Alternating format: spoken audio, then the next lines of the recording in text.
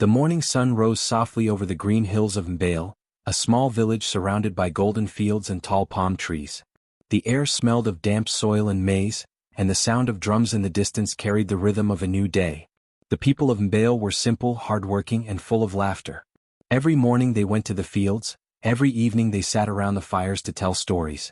It was a peaceful place, the kind of place where strangers were rare and everyone knew each other's names. One day, a new face appeared on the red road that led into the village. The stranger was a young woman, or so everyone thought. She wore a long brown wrapper and carried a small bundle on her head. Her name, she said, was Nia. Her voice was calm, her eyes soft, and her smile kind.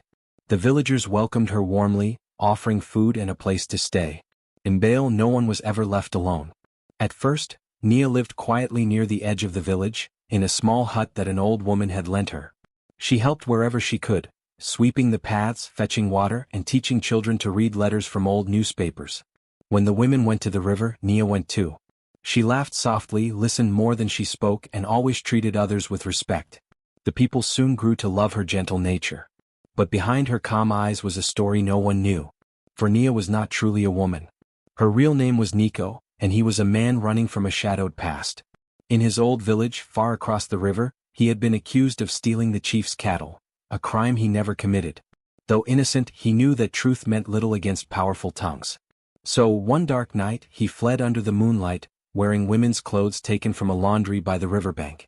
He cut his hair, softened his voice, and walked for days until he reached Mbale, a place where no one knew his name, where he could start again. At first, it was strange for him to live as a woman. He walked carefully, spoke gently, and avoided questions about his past. But as days turned into weeks, he learned the ways of Mbale's women, how to tie a wrapper, how to carry water on the head without spilling, and how to move quietly among others. Nico became Nia completely, and even he began to forget the sound of his old name. The people of Mbale saw only kindness in her. When old Mama Tula fell sick, Nia brought her soup every morning. When the village school needed help, Nia taught children to write their names. Her handwriting was neat, and her patience endless. This woman, the elders said, has a heart made of peace. Sometimes, Nia sat alone at the edge of the village, watching the sun dip behind the hills. The children played near her, calling out her name. She would smile and wave, but deep inside, her heart was heavy. Living a lie was like carrying a heavy pot that could break any moment. Every kind word, every trusting smile made her guilt grow stronger. One evening, as the wind carried the smell of roasted cassava through the air, Nia sat near her hut and thought about the past she had left behind. She remembered his younger brother, who had cried when the soldiers came to arrest him. He remembered his mother, who shouted, "My son is not a thief," as he was dragged away. Those memories haunted him like echoes that refused to fade. But in Bale, Nico, now Nia, found peace he had never known. No one shouted at him. No one called him a liar. Here, people saw only goodness, and that filled him with both comfort and pain. He wondered if living in kindness built on lies was better than living in truth filled with suffering. The women of Mbale admired Nia greatly. "She works harder than 10 men, they often said. The men respected her too, for she never gossiped and always spoke with honesty. Whenever disputes rose in the market, Nia was the one who calmed them. She had a gift for quieting storms. One morning, the village chief's daughter, Amara, came to the market to buy vegetables. She saw Nia helping an old woman pick up fallen tomatoes and smiled. "You are kind, sister," she said. "Few people care so much these days." Nia bowed her head shyly. "It is nothing," she replied softly. But that small moment would change both of their lives forever. Amara began to notice Nia more often, the way she spoke, the calmness in her eyes, and the strange sadness that lingered around her. There was something different about her, something deeper than kindness. Amara was drawn to that quiet mystery. Nia, on the other hand, tried to keep her distance. She feared that being close to anyone might reveal the truth. But Amara's kindness was impossible to avoid. She would often stop by Nia's hut with fruits or join her at the river to wash clothes. They talked about simple things, the weather, the crops, the laughter of children, and yet, Nico could feel his walls slowly breaking. One night, as rain fell softly over Mbale, Nia sat awake, listening to the sound of thunder. A small oil lamp flickered beside her. She looked down at her hands, calloused from work, and whispered to herself, "How long can I live this way? How long before the truth finds me?" Her heart ached with the weight of pretending. The village saw her as a woman of grace, a blessing to their people, but inside she carried fear. The fear that one day someone from her past would appear and destroy everything she had built. Still she couldn't leave. For the first time in years she felt needed. She had friends, a purpose, and a place where she belonged, even if that belonging was built on a lie. As days passed, Nia's secret became harder to carry. The children called her Auntie Nia, the women trusted her with their stories, and even Chief Baruti greeted her kindly at gatherings. Everywhere she went, people smiled at her, never guessing the truth that lived behind her gentle eyes. Sometimes when she looked at Amara she saw something more, a light that warmed her heart and frightened her soul. Amara was kind, honest, and beautiful, everything Nico had lost when he left his old life behind. And the thought of deceiving her made the guilt cut even deeper. But for now Nia stayed silent. She smiled, worked, and lived as if she were truly who they believed her to be. In the heart of Mbale, among laughter and songs, she hid her truth under layers of quiet grace. And though no one in the village suspected anything, the wind carried whispers of fate, a reminder that secrets, no matter how carefully buried, always find their way to the surface. The sun glowed softly over the red roofs of Mbale, painting everything in gold. The market was alive with laughter, drums, and the smell of roasted groundnuts. Women called out to sell cassava, mangoes, and bright fabrics, while men lifted baskets and joked among themselves. In the middle of the noise, Nia worked quietly, helping an old man arrange his bananas. Her calm nature made her stand out among the busy crowd. It was there that Amara, the daughter of Chief Baruti, saw her for the first time. Amara was known throughout the region for her beauty and gentle wisdom. Her skin shone like bronze in the sun, her smile was warm, and her eyes were as deep as calm water. But more than her beauty, people admired her kindness. She often walked through the market to speak with the villagers, buying from the poor so they could earn a living. That morning she saw Nia bending down to help a small boy who had dropped his basket of oranges. Instead of walking past, Nia picked them all up, wiped off the dust, and returned them with a smile. The boy thanked her and ran off laughing. Amara watched silently, feeling something stir in her heart, a quiet respect. She walked over and said softly, "You have a kind heart, sister. Not everyone would stop to help." Nia looked up and smiled politely. "A small act can still bring peace, my lady." Amara chuckled. "Please call me Amara. Everyone does." From that simple meeting, a friendship began. Amara started visiting the market more often, and every time she looked for Nia, they would talk about small things, the weather, the harvest, or the children who played near the river. Nia enjoyed her company but was always careful with her words. She spoke gently and listened more than she spoke, afraid that too much talk might bring questions she could not answer. Days turned into weeks, and soon the two women were seen together everywhere. They fetched water from the well, cooked together during village gatherings, and sometimes sat under the big baobab tree in the evenings, watching the sun disappear behind the hills. The villagers smiled when they saw them and began to whisper. "Have you noticed?" one woman said. "Chief Baruti's daughter spends so much time with Nia." "Yes," another replied. "It is rare to see Amara so close to anyone. They are like sisters." But others teased kindly, saying, "Maybe Nia has stolen the heart of our beautiful Amara." When the women laughed about it at the well, Nia would smile shyly, pretending not to hear. Inside her heart trembled. She knew that one day such words might lead to trouble. Still, she couldn't stay away from Amara. There was something pure and peaceful about her presence, something that reminded Nia of a life before fear and lies. Amara, on the other hand, felt drawn to Nia's quiet strength. She often said to her, "You speak little, Nia, but when you do, your words carry weight." Nia would laugh softly. Maybe silence has more to say than words sometimes. In the evenings, Amara invited Nia to the chief's compound to help prepare food or weave mats. Chief Baruti himself grew fond of Nia. He admired her humility and skill. "You have brought calmness to my daughter," he told her once. "For that I thank you." Nia bowed her head. "Your daughter has brought peace to me as well, Chief." But those words carried a truth that cut deep. Each day Nia spent with Amara, her secret became heavier. She had lived in Bale for months now, and everyone saw her as a woman, gentle, hard-working, and trustworthy. But beneath that image was Nico, a man living behind a lie. At night, when the world was silent, Nico would sit alone in his hut, staring at his reflection in the small clay pot filled with water. The moonlight would touch his face and he would whisper, "What have I done? How far can this lie go?" He thought of leaving, running again before the truth found him. But his heart would not allow it. Bale had become his home, and Amara, though he never dared to say it, had become his light. One evening, Amara visited Nia with 2 cups of warm milk. They sat outside the hut as crickets sang and fireflies floated in the dark. Nia, Amara said quietly, you never speak of your family. Do they live far? Nia's chest tightened. Yes, far, she said softly. Too far to return. Do you miss them? Every day. Amara nodded slowly. Sometimes I think the heart carries its home wherever it goes. You seem strong, Nia. Like you've lived through storms and still learned how to smile.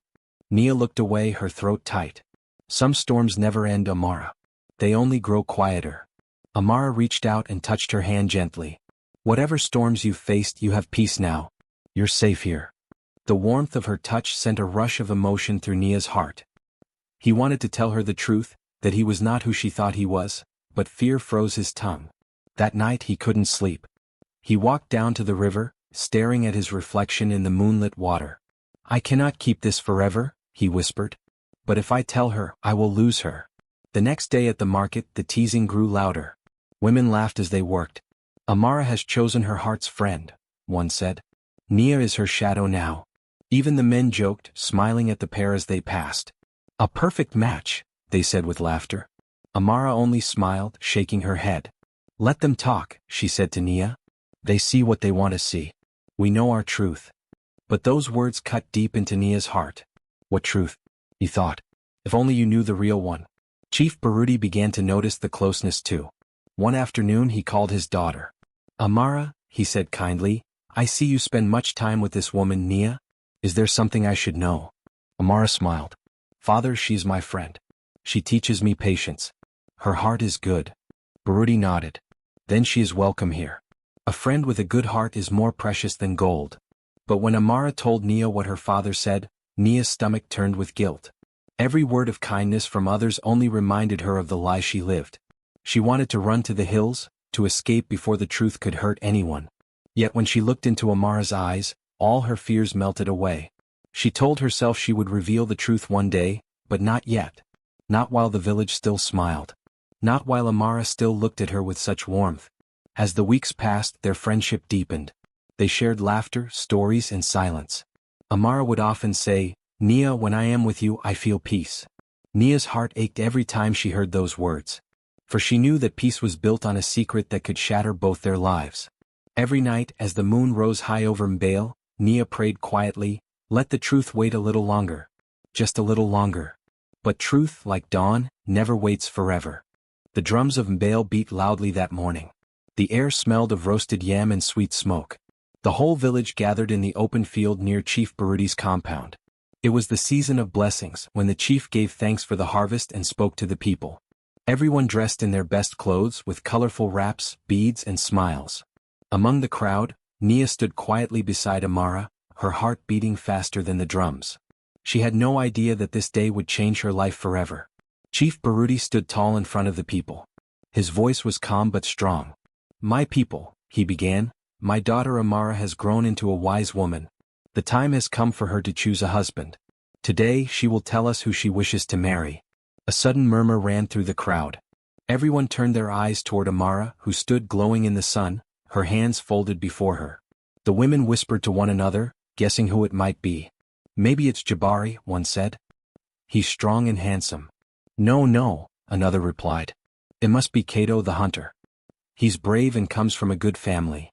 But Nia's heart dropped. She had never thought about marriage, not truly. Every time Amara teased her about it, she would laugh it away. Now, standing in front of the whole village, she felt the ground grow soft beneath her feet. Amara took a slow breath. Her eyes searched the crowd, then stopped on Nia. A small smile touched her lips. Father, she said clearly, I have already chosen. I will marry Nia. The field went silent. For a moment even the birds stopped singing. Then all at once voices rose in shock and surprise. What did she say? Nia? The quiet one? The stranger from the other village? Then laughter broke out, joyful, teasing laughter. The women clapped their hands and the men shouted blessings. Ah, so that's why they are always together, one man said grinning. Even the chief's daughter has chosen love. Chief Baruti raised his hand to calm the noise, though he was smiling too. He turned to Nia, whose face had turned pale. My daughter has spoken, he said. Tell me, Nia, will you accept her choice? Nia's mouth opened but no words came. She wanted to speak the truth, to say she could not, that she was not who they thought she was, but her voice failed. Hundreds of eyes were on her, waiting, smiling, expecting happiness. She whispered. I will honor her choice. The crowd cheered again, louder this time. Drums began to beat. The women ululated, waving cloth in the air. The chief nodded proudly. Then it is settled. The wedding will be held in 3 weeks. Let all of Mbale prepare for celebration. Amara turned to Nia and took her hands. You look frightened, she said softly. Do you not want this? Nia forced a smile. I'm only surprised. That is all. Amara laughed lightly. Then I will surprise you again when I make you the happiest person in Mbale. But as the people danced and sang around them, Nia's chest tightened with guilt. Every smile, every blessing, every joyful song was a knife in her heart. She had never wanted to deceive anyone, least of all Amara. But now she was trapped in her own lie, a web she had spun to survive. That night, after the feast ended and the fire burned low, Nia sat outside her small hut, staring at the stars. The village had gone quiet except for the sound of drums echoing faintly in the hills. She took a deep breath and whispered to herself, "What have I done?" Inside her chest, Nico, the man behind the mask, was breaking. He remembered the day he had first fled from his homeland. Soldiers had accused him of stealing from the royal treasury, a lie made by a jealous friend. He had run for his life, crossing rivers and forests until he reached Mbale. When the first villager mistook him for a woman because of his small frame and soft voice, he had not corrected them. He had worn that lie to stay alive. And now that lie had grown into a wall he could not climb. The next morning, Amara came to his hut with a basket of fruit. Her eyes sparkled with happiness. Everyone is already preparing, she said cheerfully. Father has called the drummers. My friends will help make my wedding cloth.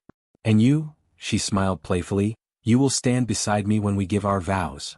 Nia could barely breathe. Amara, she said quietly, you do not have to do this. There are many men who would make you happy. Amara laughed. I have met many men, Nia. Some are proud, some are greedy, some only love themselves. You are kind.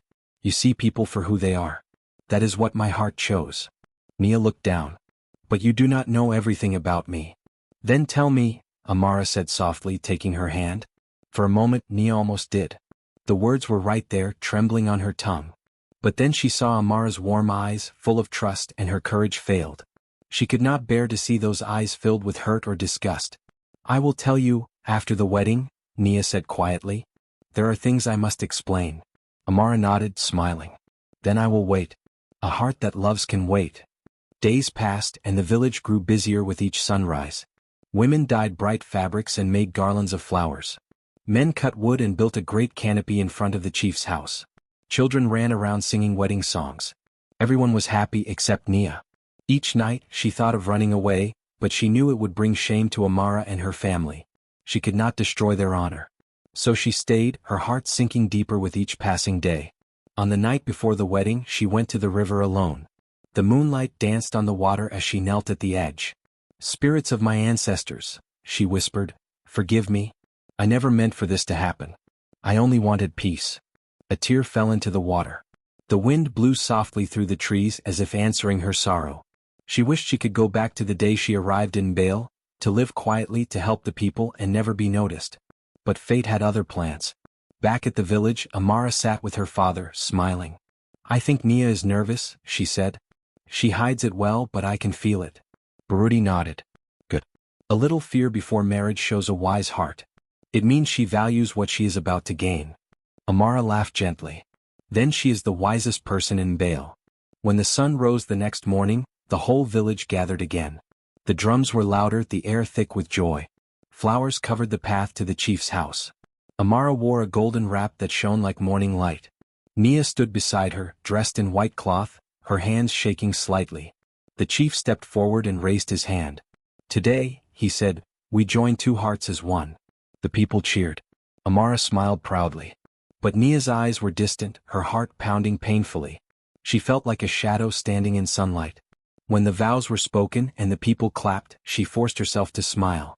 But inside she whispered a single prayer, let the truth come gently. Please let it not destroy her. As the drums echoed through the valley and laughter filled the air, Nia, or rather Nico, knew that joy built on a lie would never last forever. The night was calm and full of soft music.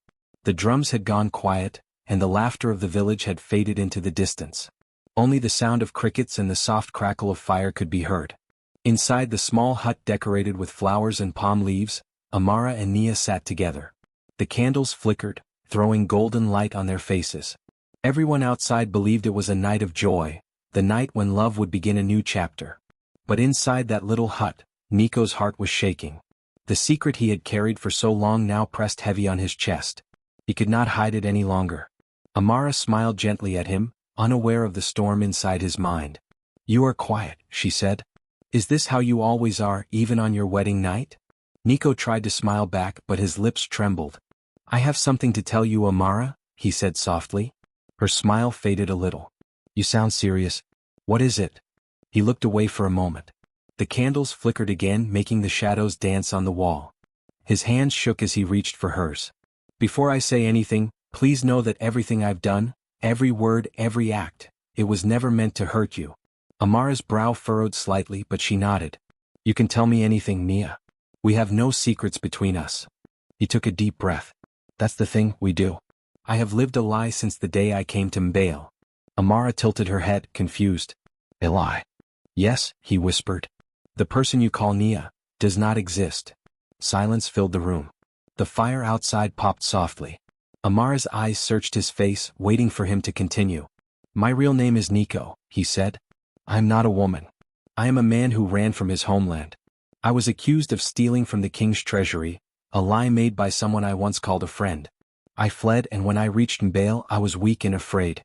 When people mistook me for a woman I did not correct them. It was the only way I could survive. So I became Nia, the quiet stranger." Amara's lips parted, but no sound came out. She stared at him, her eyes wide. He continued, his voice breaking. "I never meant to stay hidden for this long. But then I met you. You were kind to me, Amara.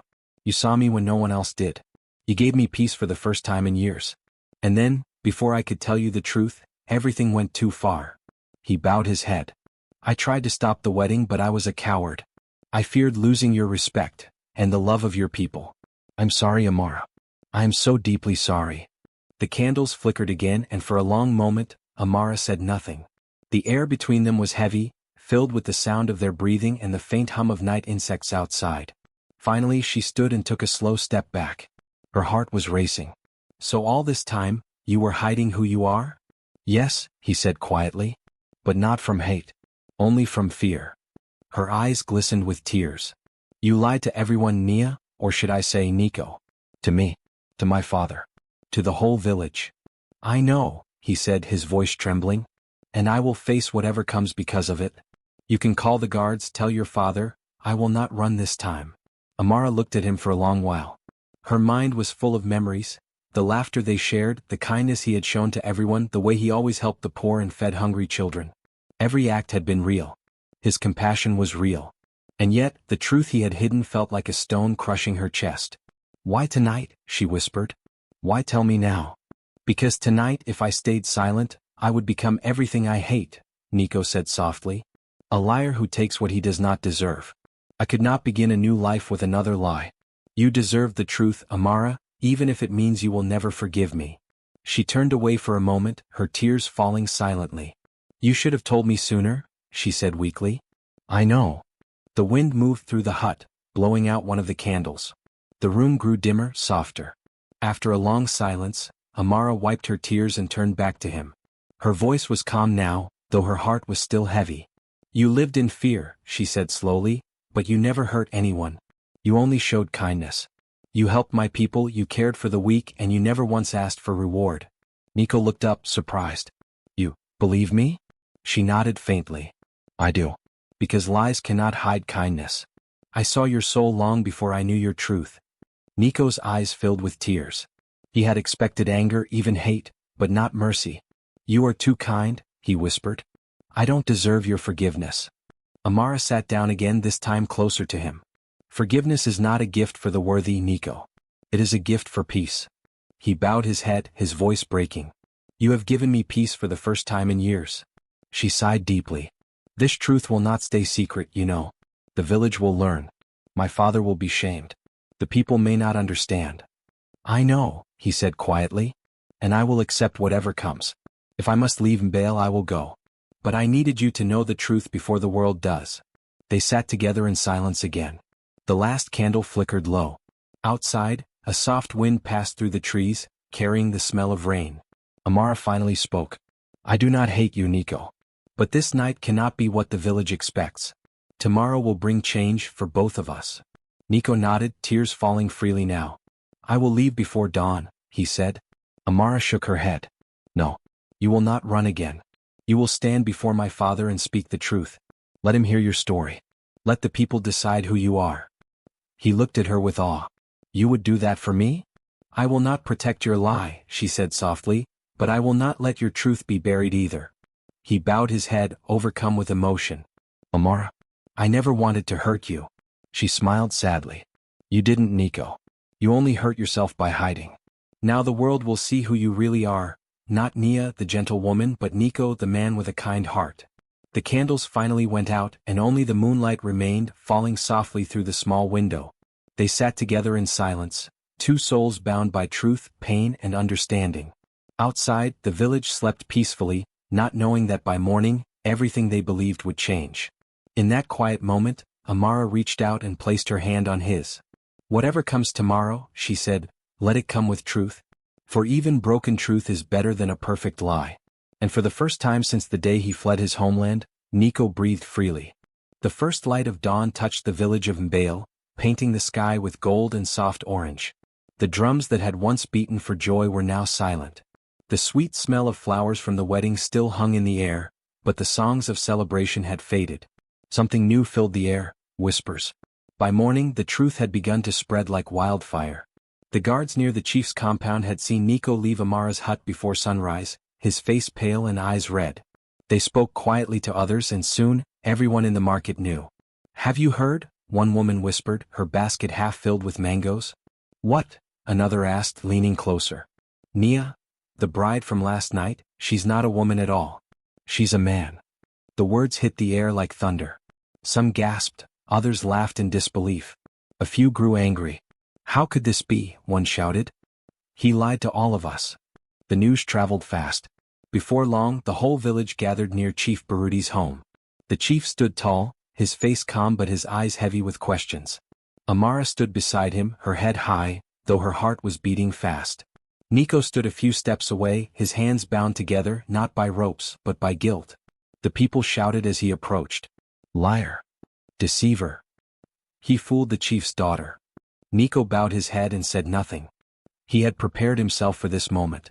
Chief Baruti raised his hand for silence. The crowd slowly grew quiet, though their anger still buzzed like bees. Nico, the chief said, using his real name for the first time, my people tell me you deceived us. That you came here as a woman. Is this true? Nico nodded slowly. Yes, chief. It is true. The chief's eyes softened, but his voice stayed firm. Then speak. Tell us why. The crowd murmured. Nico took a deep breath.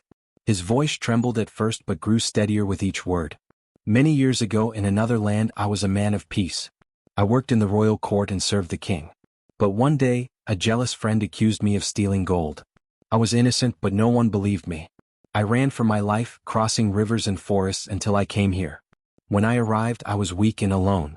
The first villager I met thought I was a woman because of my voice and clothes. I wanted to tell the truth but I feared I would be turned away. So I kept silent. I became Nia, and for the first time people treated me with kindness. I stayed because I found peace here. The villagers listened quietly now, their anger cooling into curiosity. Nico continued, his voice full of pain and honesty. I worked, helped others and tried to give back to this village. But I never meant to deceive anyone. When I met Amara I found something I had lost, friendship, trust, and light. I wanted to tell her the truth but fear kept me silent. I never wanted this lie to go so far. When he finished, silence filled the air. Even the wind seemed to pause. The villagers looked at one another, unsure what to feel. Chief Baruti studied Nico for a long moment. His face showed wisdom and thought, not anger. Then he said quietly, truth is light even when it comes late. The crowd murmured again, unsure of his meaning. The chief continued, this man lied, yes. But look around you, did he harm any of us? Did he steal? Did he cheat? No. He worked hard. He cared for the poor. He helped the sick. And when he had the chance to keep lying, he chose to tell the truth. One old woman stepped forward. "He helped my grandson when he was sick," she said softly. "He brought herbs and food without asking for a coin." Another man added, "He fixed my roof when the rains came. He worked harder than most men." Voices began to rise again, this time softer, more thoughtful. Chief Baruti looked at Nico and said, "You have lived among us as one of our own. Your truth came late, but it came with courage. For that I will not cast you out. But this village deserves honesty. From this day you will live as Nico, not Nia." Nico fell to his knees. "Thank you, Chief. I will live with honor and repay this kindness all my life." Then Baruti turned to his daughter. "Amara, you were to marry this man. What do you say?" The people watched her closely. She stood silent for a while, looking at Nico. Her eyes were full of both pain and peace. Finally she spoke. "I was hurt by his secret, but I cannot hate him. He has lived in fear and yet he never harmed a soul. What we shared was friendship, not betrayal. Love built on kindness never truly dies, even when it changes form." The chief nodded. "Then let it be known, there will be no wedding. But there will be no punishment either." A few villagers protested. "He lied to us," one shouted. "How can we trust him again?" Chief Baruti lifted his staff. "Trust grows again when truth takes root. Would you rather live in anger or in peace?" The crowd fell quiet. Slowly people began to bow their heads. Even those who had been angry started to see the wisdom in the chief's words. That evening, as the sun dipped low over the hills, Nico walked through the market. Some people still looked at him with doubt, but others smiled kindly. The same boy he had once helped with fallen oranges ran up to him. "Baba Nico," the boy called out. "Will you come help me fix my kite again?" Nico smiled faintly. "Of course, little one." Nearby, Amara watched from her father's compound.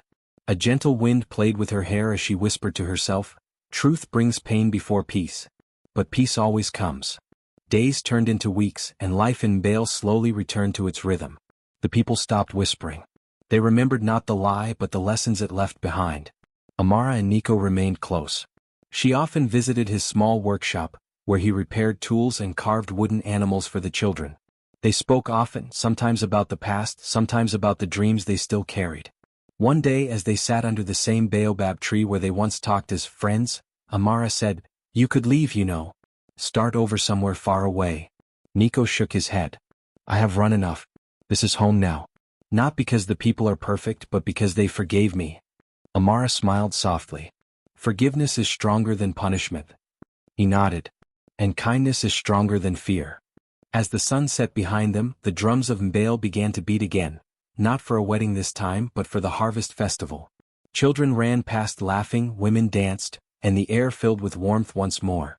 From that day on, the people of Mbale told the story of Nico and Amara, not as a tale of deceit, but as a lesson of courage, truth, and kindness. They would say, "He who hides behind lies will lose peace, but he who speaks the truth will find light." And though Amara and Nico never married, they remained bound by something stronger than any vow: respect and friendship born from truth. In the quiet evenings, when the stars shone over the red hills, they would sit together by the fire, speaking softly of life and sometimes of the strange path that had brought them both to understanding.